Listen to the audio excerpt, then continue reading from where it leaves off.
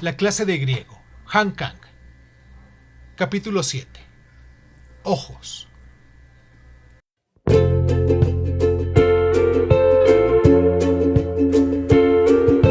Hola, bienvenidos a Crónica Leonares Dizon. Yo soy Irving Sun. Escúchanos en tu plataforma favorita. Y si quieres tener acceso preferente, dale al botón de membresías en YouTube y ahí encontrarás audios exclusivos para miembros de este canal. Y sin más ni más, ¿qué tal si comenzamos?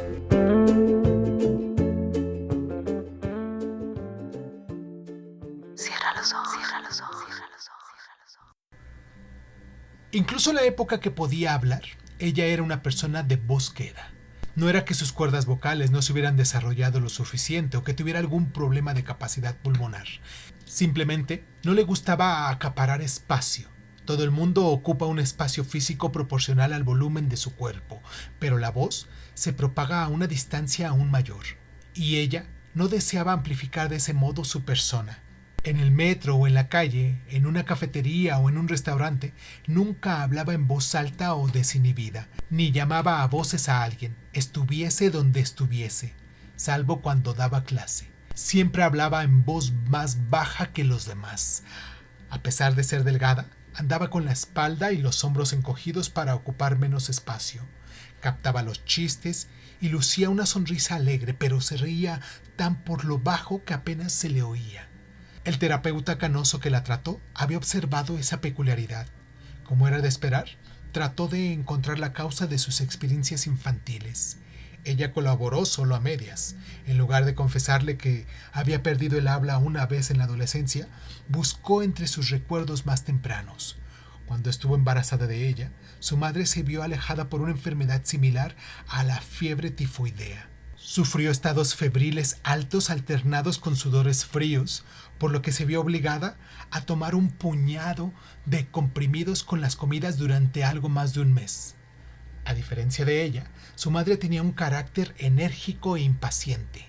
Apenas se recuperó de la enfermedad, fue a ver al obstetra y le dijo que quería abortar, pues estaba convencida de que no tendría un hijo normal por la enorme cantidad de medicamentos que había tomado.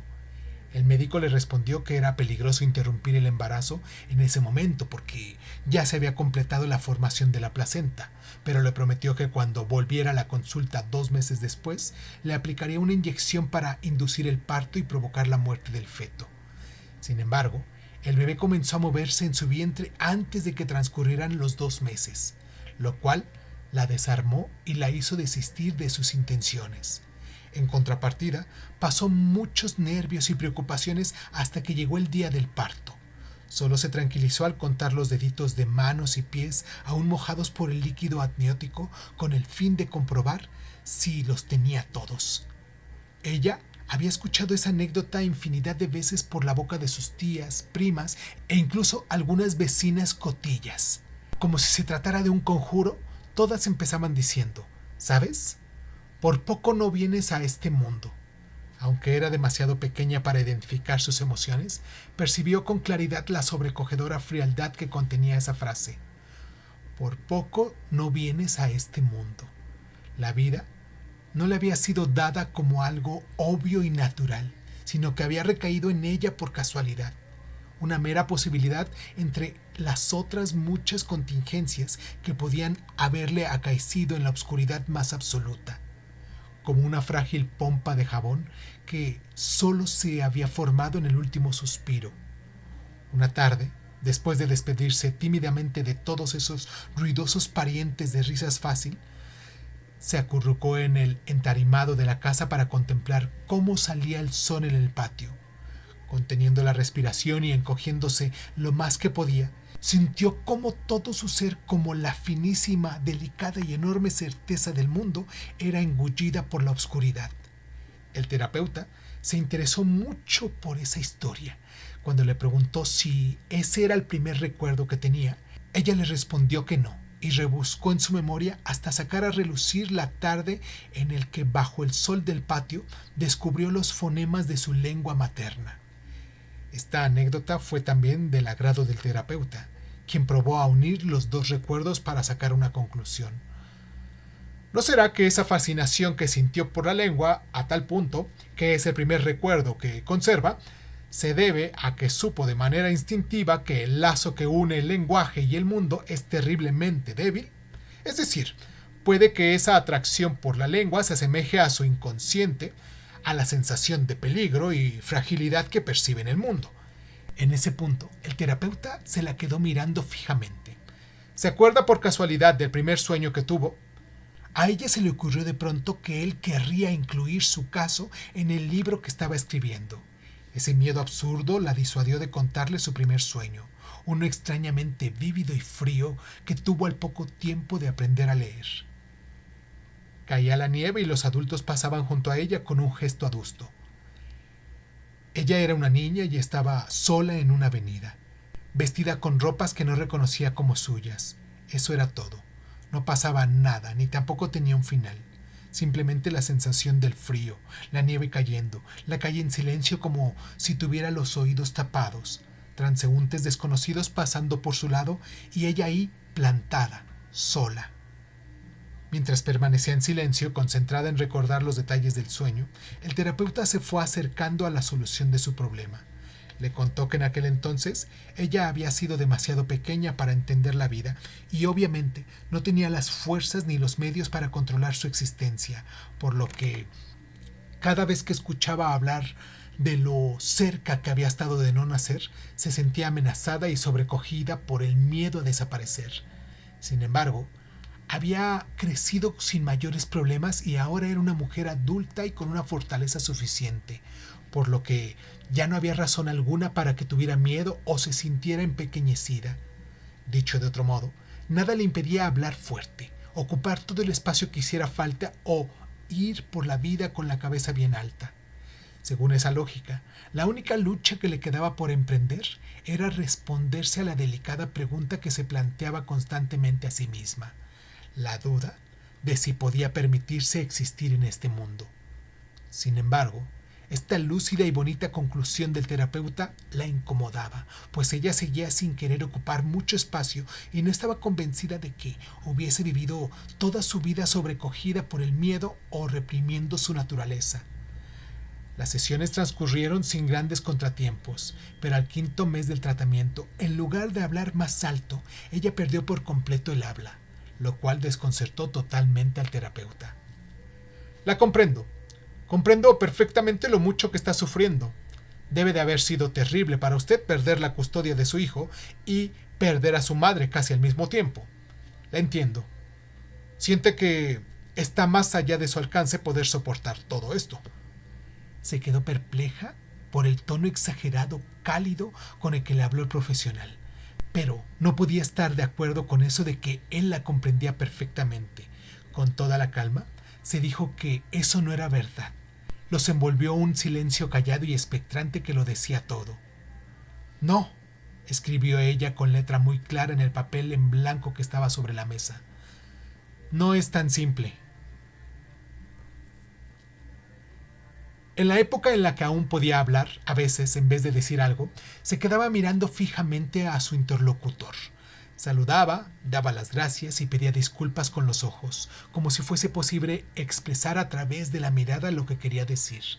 Para ella no existía una forma de relacionarse más inmediata y directa que la mirada, pues era la única forma de establecer contacto sin tocarse. El lenguaje, en comparación, tenía una implicación física muchísimo mayor. Había de poner en movimiento pulmones, garganta, lengua y labios, y lo que decía se transmitía haciendo vibrar el aire. Se le secaba la boca, salpicaba saliva, se le agrietaban los labios. Paradójicamente, cuando más insoportable le resultaba este proceso físico, más locuaz se volvió. Utilizaba entonces oraciones largas e intrincadas, evitaba la fluida vitalidad de las frases coloquiales y alzaba más la voz que de costumbre. Y si la gente la escuchaba con atención, su lenguaje se volvía aún más abstracto y su sonrisa más amplia. Sin embargo, a medida que estas situaciones se fueron repitiendo cada vez con más frecuencia, más le costaba concentrarse en la escritura, incluso cuando se encontraba a solas. Justo antes de perder el habla, se convirtió en una conversadora extrovertida y parlanchina, y le costaba cada vez más escribir. Del mismo modo en el que siempre le había disgustado que su voz se propagara por el aire, ahora no soportaba el modo en el que las oraciones que acababa de escribir perturbaran el silencio. A veces, incluso antes de escribir, sentía ganas de vomitar tan solo de pensar en cómo distribuiría las palabras sobre el papel. Pero esa no podía ser la causa de que hubiese perdido el habla. No podía ser tan simple. Es difícil poner los pies en algún lugar. Todo está tan oscuro que es difícil encontrar algo. Está concentrada en el volumen abierto sobre su pupitre. El texto pertenece a uno de los primeros libros de la República, en una edición bilingüe en la que se puede leer el texto original con la traducción en coreano al lado. Las gruesas gotas de sudor que resbalaban por sus sienes caen sobre las oraciones en griego, hinchando el vasto papel reciclado.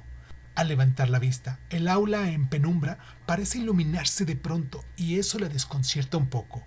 Entonces escucha la conversación que mantiene en voz baja el normalmente taciturno hombre sentado detrás de la columna y el corpulento estudiante de posgrado. De Anne Congraf. Llegué ayer de madrugada después de 5 días de vacaciones. Estaba tan cansado que casi no vengo hoy, pero no he querido perderme 2 clases seguidas, con lo que cuesta el curso. Además, todavía estoy en buena forma, ya que suelo practicar senderismo los fines de semana. A mí no me lo parece, pero la gente me dice que me ve más moreno. Además, es que en Camboya hace muchísimo calor, muy distinto al de aquí. Todos los días cae al menos una fuerte tormenta, pero no refresca nada. No sé. Supongo que me interesan las ruinas. Había muchas inscripciones en la antigua escritura Jemer. Hasta me pareció más elegante que el griego. Es la hora de descanso. Ella mira la pizarra vacía que el profesor ha borrado sin mucho cuidado. Todavía se puede distinguir algunas palabras. Incluso se puede leer parte de una oración. También ha quedado un vertiginoso remolino de tiza blanca en un rincón, como trazado a propósito con un pincel grande. Vuelve a inclinarse sobre el libro de texto. Inspira profundamente y escucha claramente el sonido de su respiración.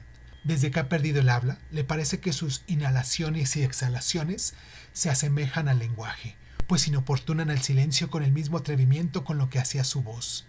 Experimentó algo parecido en los momentos postreros de su madre. Cada vez que ella, en estado de coma, exhalaba su aliento tibio, el silencio se retiraba un paso. Pero cada vez que inhalaba, una estremecedora bocanada de frío silencio penetraba en su cuerpo como un estridente grito. Con el lápiz en mano, vuelve a mirar las oraciones que acaba de leer. Podía hacer pequeños agujeros en cada una de las letras. Si metiera a fondo la mina, hasta podría rasgar una palabra o incluso una oración entera. Fija los ojos en el vasto papel reciclado de color gris sobre el que se destacan las letras negras, los acentos enroscándose como gusanos y estirándose en una línea recta. Un lugar en sombras donde es difícil poner los pies. Es una frase que escribió Platón en su vejez, tratando de ganar tiempo. Es la voz indistinta de alguien que se tapa la boca con la mano. Aprieta el lápiz con mayor fuerza y exhala el aire sin hacer ruido. Soporta la emoción impregnada en esa oración que se revela con marcas de tiza o un rastro de sangre seca. Su cuerpo empieza a mostrar los signos del tiempo que lleva sin poder hablar. Se ve más sólido y pesado de lo que es realmente. Lo evidencia su modo de caminar y de mover las manos y los brazos, así como los contornos más precisos de su cara alargada y sus hombros redondeados. Nada escapa de su interior, ni deja que nada se filtre dentro de ella. No es propio de ella mirarse en el espejo, pero ahora ya no siente ninguna necesidad de hacerlo. Seguramente la cara que más se imagina y dibuja mentalmente una persona a lo largo de la vida es la suya propia. Sin embargo, ella ha dejado de evocar su aspecto, por lo que se ha ido olvidando de cómo es. Cuando por casualidad se encuentra con su reflejo en un vidrio o en un espejo, se queda observando con fijeza sus ojos, pues esas nítidas pupilas parecen ser el único canal de comunicación entre ella y ese rostro desconocido. A veces no se siente como una persona, sino más bien como una sustancia, una materia sólida o líquida en movimiento. Cuando come arroz caliente, se siente arroz. Cuando se lava la cara con agua fría, se siente agua. Al mismo tiempo es consciente de no ser ni arroz ni agua. sino que se siente como una materia dura y rígida que nunca se mezclará con ningún ser, vivo o no. Las únicas cosas que reclama con todas sus fuerzas al gélido silencio son la cara de su hijo, con el que se le permite pasar una noche cada 2 semanas, y las palabras muertas en griego que escribe apretando con fuerza el lápiz. Una mujer está tendida en el suelo. Deja sobre el pupitre el lápiz pringoso de humedad y se limpia el sudor de la sien. Mamá, a partir de septiembre no voy a poder venir más. Cuando el niño le dijo eso el sábado pasado, ella lo miró sorprendida. En solo 2 semanas había crecido a ojos vistas y también había adelgazado un poco. La sombra de sus largas pestañas se proyectaban sobre sus pómulos blancos y suaves como los sutiles trazos en una miniatura. Yo no quiero irme. No hablo inglés y tampoco conozco a la tía que vive ahí. Papá dice que nos quedaremos 1 año, pero yo no quiero ir. Al menos ahora por fin he hecho amigos en la escuela. Acababa de bañar y acostar al niño y su pelo olía a jabón de manzana. Ella podía ver su cara reflejada en las redondas pupilas del pequeño, y en los ojos de su reflejo veía la cara reflejada del niño, y en los ojos de ese reflejo se reflejaba de nuevo su propia cara, y así hasta el infinito. ¿No podrás hablar con él, mamá? ¿Y si le escribes una carta, no podría venirme a vivir aquí contigo como antes? El niño estaba enfadado y se giró hacia la pared. Ella estiró en silencio su mano y lo hizo girarse hacia ella. ¿No puedo?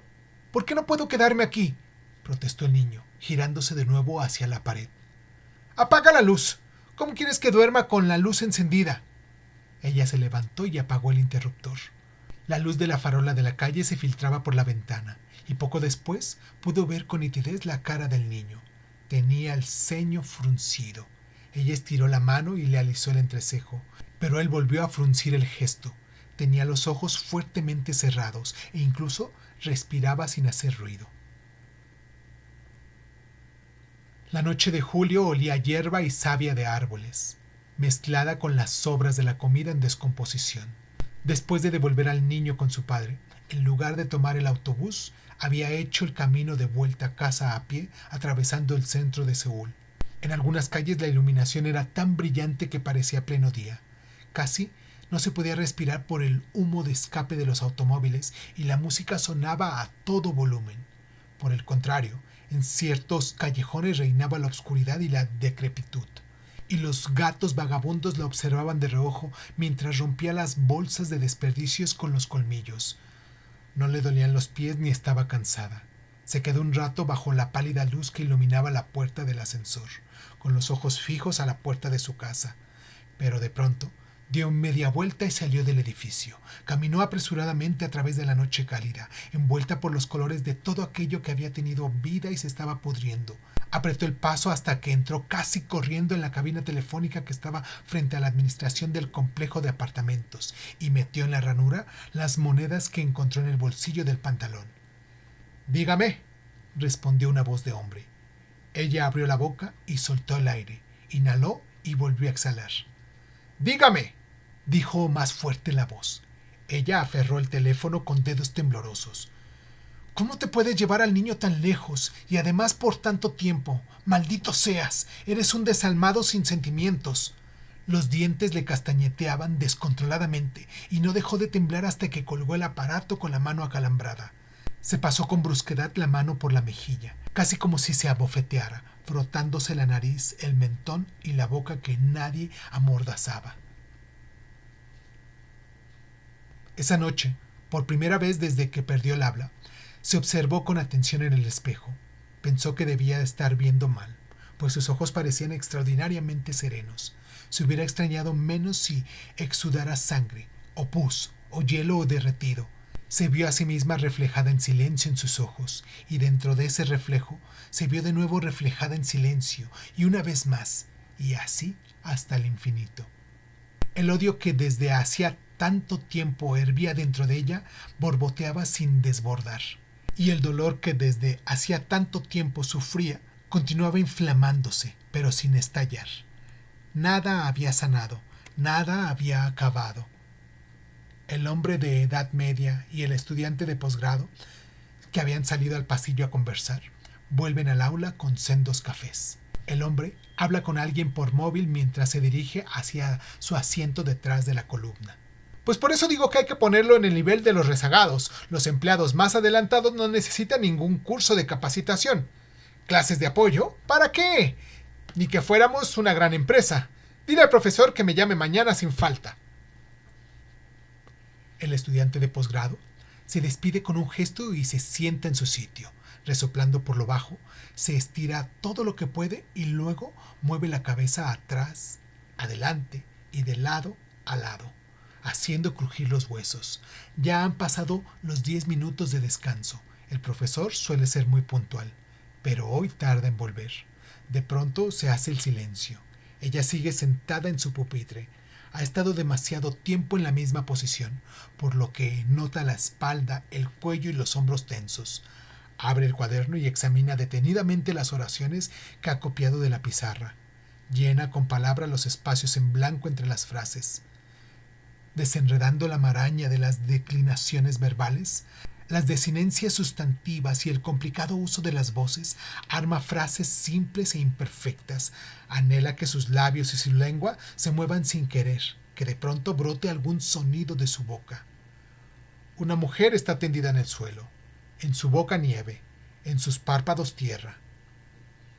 ¿Qué es eso?, le pregunta de pronto el estudiante de filosofía que se siente en su misma fila, señalando el cuaderno donde ella ha agregado las concisas oraciones al lado de «Una mujer está tendida en el suelo», que ha aprendido durante la hora anterior. Ella no se sobresalta ni se apresura a cerrar el cuaderno, simplemente se queda mirando con firmeza al joven, como observándolo a través del hielo. Un nuevo dolor causado por lo que le había revelado el niño no había logrado resquebrajar el silencio, tan solo dejaba a diario incontables regueros de sangre en la superficie del hielo. Se cepillaba los dientes durante largo rato, se quedaba ensimismada delante de la nevera abierta, se golpeaba contra los parachoques de los choques aparcados y su hombro chocaba sin querer contra las estanterías de las tiendas, tirando los productos al suelo. Cada vez que se metía entre las sábanas frías y cerraba los ojos, la esperaba la misma calle donde caía la nieve, los transeúntes desconocidos, la niña solitaria vestida con ropas que no le eran familiares y cuya cara pálida podía haber sido la de ella misma o la de su hijo. Sabía que la entrada para acceder al aula había retrocedido a un lugar aún más profundo y que si dejaba que las cosas siguieran así, perdería a su hijo para siempre. Pero cuanto más consciente era de ello, más se alejaba de esa entrada. Del mismo modo que cuanto más se le reza a Dios, peor resultan las cosas. No lograba emitir siquiera un quejido y su mutismo se intensificaba. Sin embargo, no brotaba ni sangre ni pus de sus ojos. ¿Qué es? ¿Una poesía? ¿Una poesía en griego? El estudiante de posgrado, sentado junto a la ventana, se gira hacia ella y la observa con curiosidad. El profesor, que acaba de entrar a la puerta, se acerca. «¡Profesor!», exclama el joven estudiante de filosofía. «¡Mire la poesía que ha escrito en griego!». El hombre de mediana edad, detrás de la columna, la mira con asombro y lanza una carcajada. Sobresaltada por esa risa, ella cierra el cuaderno y observa con rostro inexpresivo al profesor que se aproxima hacia ella. «¿Es cierto eso? ¿Me deja echar un vistazo?». Como si oyera hablar en un idioma extranjero, ella se esfuerza por descifrar lo que él acaba de decir. Levanta la vista hacia las gafas con cristales de tonalidad verdosa, tan gruesos que marean. Al comprender lo que ocurre, empieza a meter en su bolso el voluminoso libro de texto, el cuaderno, el diccionario y el estuche de los lápices. «¡No, no, quédese!», trata de disuadirla el profesor. «No hace falta que me lo muestre si no quiere». Ella se levanta. Se cuelga el bolso al hombro, se abre paso por la hilera de pupitres vacíos y sale del aula. Al llegar a la puerta de las escaleras de emergencia, alguien la detiene agarrándola por el brazo. Ella se gira sorprendida. Es la primera vez que mira al profesor de tan corta distancia. Es más bajo de lo que parece sobre el estrado y también se ve mayor. «Lo siento, no ha sido mi intención incomodarla», se disculpa él jadeando y acercándose un poco más. Le pregunta: «¿Es que no puede oír lo que le digo?». Y de pronto empieza a gesticular con las manos en el lenguaje de signos. Repite el mismo gesto varias veces al tiempo que pronuncia despacio la frase, como explicando lo que significa. Lo siento mucho. He venido a decirle que lo siento. Ella se lo queda mirando en silencio. Observa cómo respira hondo y continúa moviendo las manos sin desistir en su esfuerzo de explicarse. No es necesario que hable. No tiene que decirme nada. De verdad lo siento mucho. He venido solo para decírselo. Junto a la pantalla acústica de la carretera, corre una calle de sentido único. Ella camina por la acera de esa calle que el ayuntamiento tiene abandonada porque casi nadie la frecuenta. La hierba crece alta y espesa entre las grietas de las baldosas rotas. Las acacias que rodean el complejo de apartamentos estiran con ímpetu sus ramas gruesas y renegridas. El repugnante olor del humo de los tubos de escape se mezcla con el aroma y vegetación en el húmedo aire de la noche. El cercano y atronador ruido de los automóviles rasga sus tímpanos como miles de afilados patines sobre hielo. Entre la hierba que crece a sus pies suenan los lentos chirridos de los saltamontes. Es extraño. Le parece haber vivido otra noche igual a ella. Ha caminado por esa calle antes, ha experimentado una vergüenza y una turbación parecidas.